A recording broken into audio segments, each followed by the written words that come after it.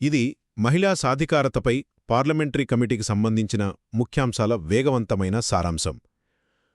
Lok Sabha speaker ఇటీవల ఏర్పాటు చేసిన ఈ ఉన్నత స్థాయి కమిటీ ఎందుకంత కీలకమైనది, ఇంకా గ్రౌండ్ లెవెల్లో మహిళల హక్కులను ఇది ఎలా కాపాడుతుందో తెలుసుకోవడం మనందరికీ చాలా అవసరం.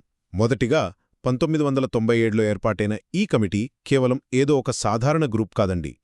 నిజం చెప్పాలంటే ఇది దశాబ్దాలుగా మహిళల హక్కుల కోసం పనిచేస్తున్న ఒక స్పెషల్ టాస్క్ ఫోర్స్ అనుకోవచ్చు. ప్రస్తుత కమిటీ ప్రాముఖ్యతను మనం అర్థం చేసుకోవాలంటే ఈ బలమైన పునాదిని ఖచ్చితంగా గుర్తుంచుకోవాలి. రెండవది, ఇందులో లోక్సభ, రాజ్యసభలకు చెందిన 30 మంది సభ్యులు పార్టీలకు అతీతంగా కలిసికట్టుగా పనిచేస్తారు. ఇక్కడ మీరు ఆలోచించాల్సిన ఆసక్తికరమైన విషయం ఒకటుంది. అదేంటంటే దీని పదవీకాలం కేవలం 1 సంవత్సరం మాత్రమే. ఎందుకలా అంటారా? ఎప్పటికప్పుడు కొత్త సభ్యులతో ఈ కమిటీ మరింత యాక్టివ్గా, ఎంతో జవాబాదారీగా ఉండాలనే ఉద్దేశంతోనే ఇలా చేశారు. చివరగా, ఇది జాతీయ మహిళా కమిషన్ నివేదికలతో పాటు కేంద్ర ప్రభుత్వ సంక్షేమ కార్యక్రమాలను చాలా నిశితంగా పరిశీలిస్తుంది. అంటే ఇది కేవలం కొన్ని సూచనలిచ్చి వదిలేయకుండా వాస్తవ ఫలితాలను రాబట్టేందుకు ప్రభుత్వ చర్యలను గమనించి ప్రశ్నించే ఒక పవర్ఫుల్ భూతద్దంలా పనిచేస్తుందన్నమాట.